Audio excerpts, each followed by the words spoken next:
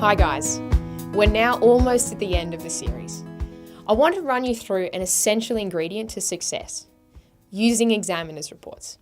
I'm sure your teachers have told you about this, so in this episode, we'll see exactly what you can get out of these reports and how to use them to enhance your marks. Firstly, you obviously want to use these reports in conjunction with your teacher to work out where you gained and lost marks on your past papers. Use the answers given to work out why you got questions wrong and to fill out the correct answer in your bulletproof booklet.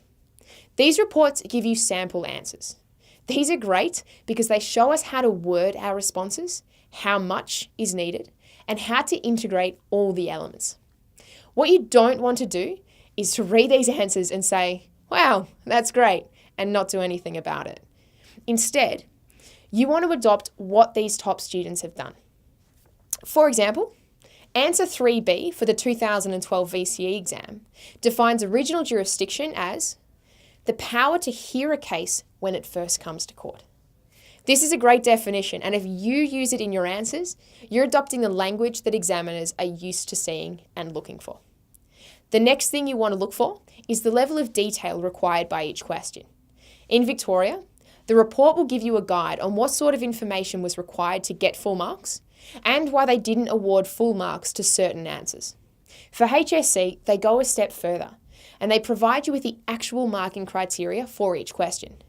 This is amazing. It tells you step by step exactly what the examiners want from you.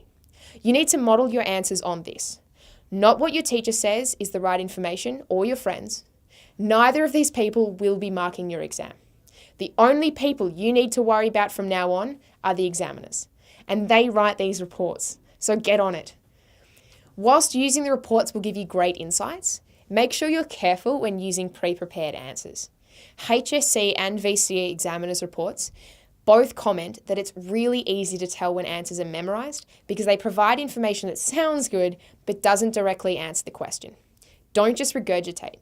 You need to specifically answer the question and tailor your memorised information accordingly by adapting the structure of your piece or using the keywords in the question. Finally, when the examiners are disappointed with the overall quality of a response, they mention it in the report, and then they tend to ask another similar question again. So these areas of weakness are key.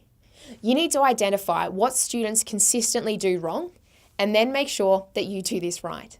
So your actions for this video are to download the examiner's reports from at least the last 3 years.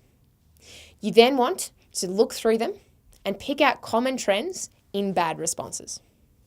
And finally, to get even more insight into answering exam questions, remember to check out our expansion videos on exam workthroughs. Good luck, guys.